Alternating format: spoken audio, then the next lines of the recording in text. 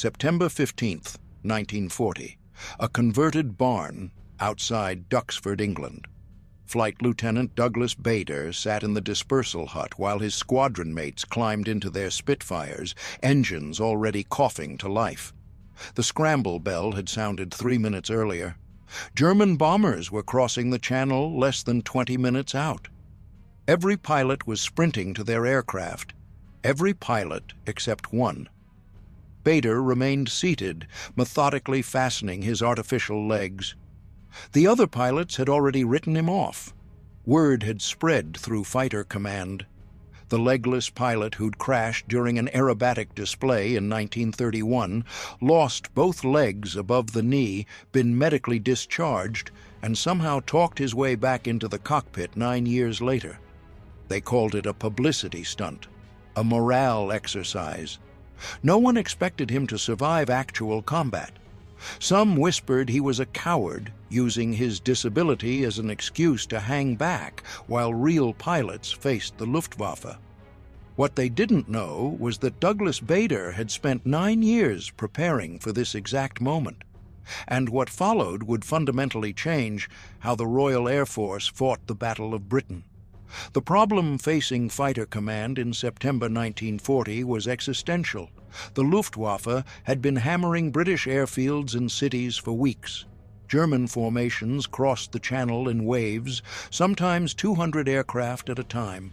Messerschmitt Bf-109 fighters flew top cover at 25,000 feet, while Heinkel and Dornier bombers struck below at 15,000.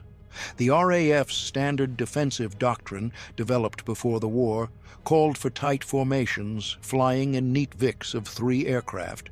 Pilots maintained close station, wingtip to wingtip, presenting what looked impressive on parade grounds but proved catastrophically vulnerable in combat. The Vic formation had a fatal flaw. Only the lead pilot could scan for threats. The 2 wingmen spent their entire flight watching their leader's wingtip, maintaining precise spacing, unable to look for enemy fighters.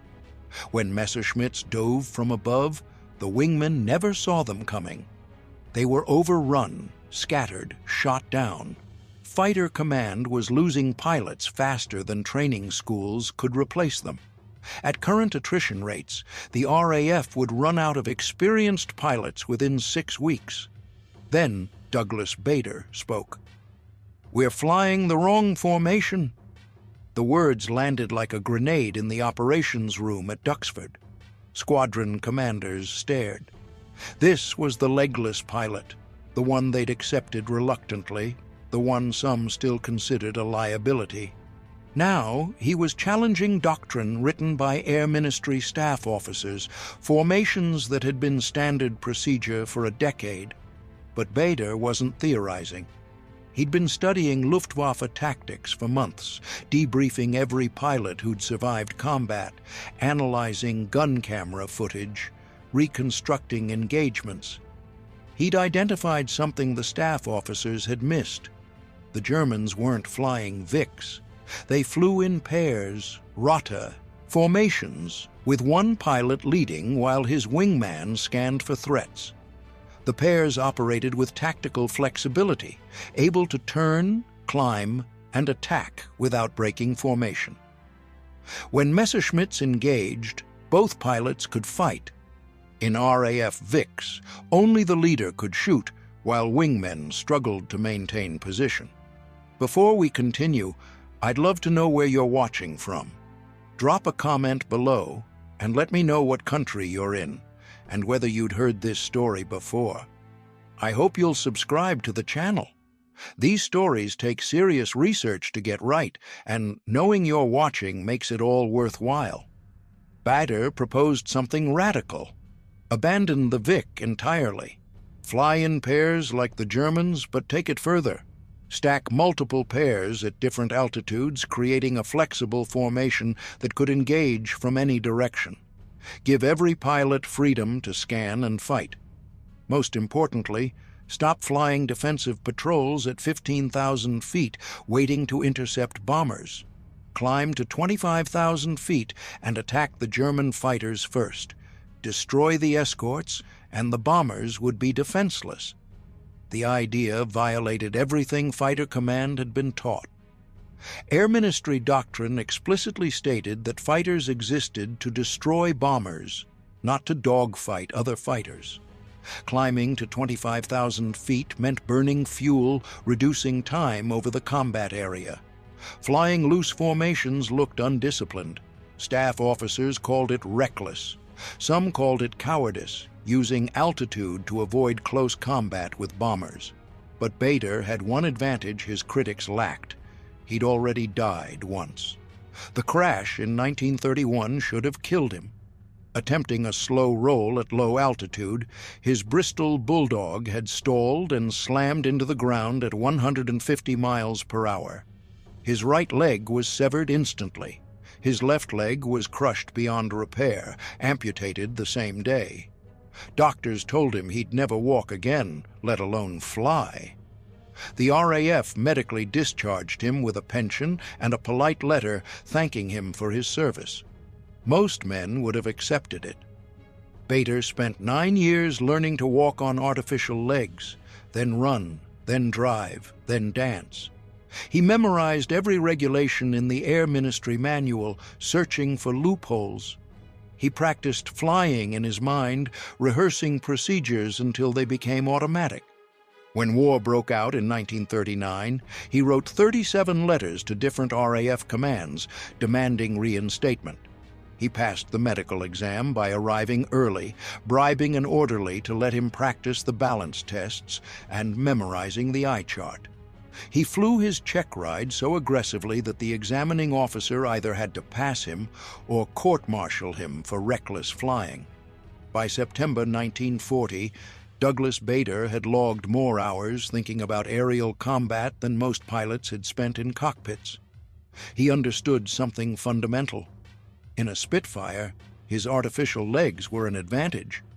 The aircraft pulled 4 Gs in a hard turn. Blood drained from a pilot's head toward his legs, causing blackouts. Pilots with flesh and blood legs lost consciousness at 4.5 Gs. Bader's artificial legs couldn't pool blood.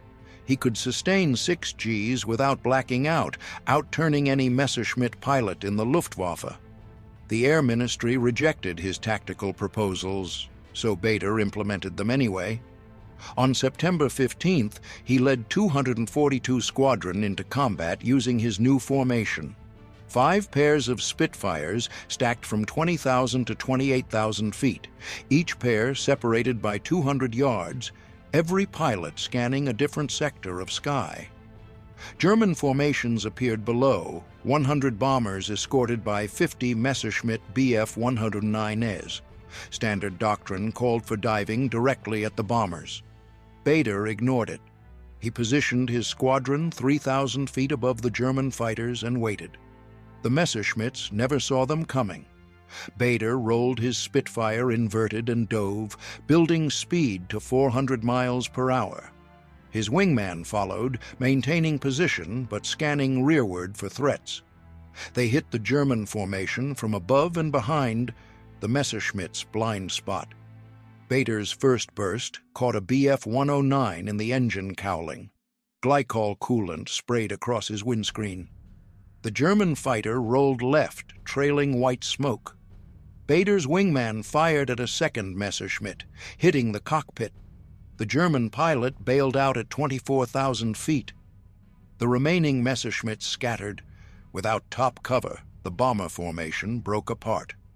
RAF squadrons flying lower altitudes tore into the unescorted Heinkels. 15 German bombers went down in the next 8 minutes. The Luftwaffe formation retreated across the channel, mission aborted, bombs jettisoned into the sea. Bader landed at Duxford with his guns empty and his fuel gauge reading 0. His squadron had destroyed 9 German aircraft without losing a single Spitfire.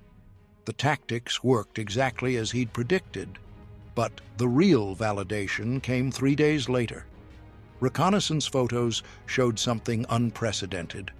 Luftwaffe bomber formations over the channel had doubled their fighter escorts. Intelligence intercepts revealed German pilots requesting permission to fly higher to match the altitude of British fighters. Messerschmitt squadrons began flying their own stacked formations, abandoning the close escort role to engage RAF fighters before they could reach the bombers. The Germans had adapted. They'd studied the September 15th engagement, recognized the tactical shift, and changed their own doctrine in response. It was the highest compliment one air force could pay another.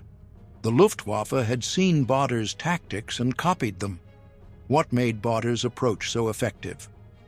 The answer lay in understanding the fundamental physics of aerial combat. Energy equals altitude plus speed. A fighter at 25,000 feet carries potential energy that can be converted to kinetic energy in a dive. Diving fighters accelerate to speeds their opponents can't match in level flight. They choose when to engage, when to break off, when to climb back to altitude. The pilot with more energy controls the fight. But energy management requires something most pilots lacked in 1940. Discipline. Climbing to 25,000 feet meant watching enemy bombers pass below, resisting the instinct to dive immediately and attack. It meant trusting that destroying the escorts first would save more lives than shooting down one bomber. It meant accepting that some bombs would fall while you positioned for the decisive strike. The RAF's Vic formations had been designed for a different war, one where bombers flew unescorted and fighters could attack in neat, coordinated passes. The Battle of Britain proved that war didn't exist. German bombers came with fighter escorts. Neat formations got pilots killed. The side that adapted fastest would survive. Bader's artificial legs became legendary, but they were never the real story. The real story was what those legs represented: total commitment, 9 years of preparation, absolute refusal to accept limitations. Most pilots flew with subconscious fear, the knowledge that one mistake meant death. Bader had already faced death and beaten it. He flew without hesitation, without doubt, without the survival instinct that made other pilots flinch at critical moments. German intelligence files captured after the war revealed something remarkable. Luftwaffe bomber crews had been briefed about a legless British pilot who led high-altitude attacks. They were told to watch for his squadron markings, to expect aggressive tactics, to request maximum fighter escort when operating in his sector.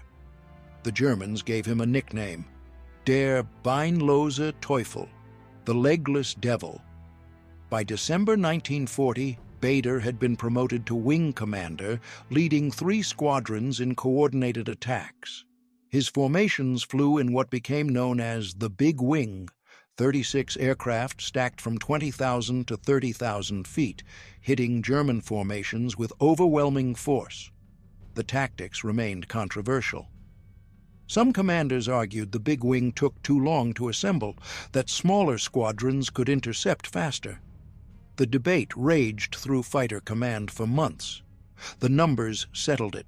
Squadrons flying Bader's tactics achieved kill ratios of 3.1 against German fighters.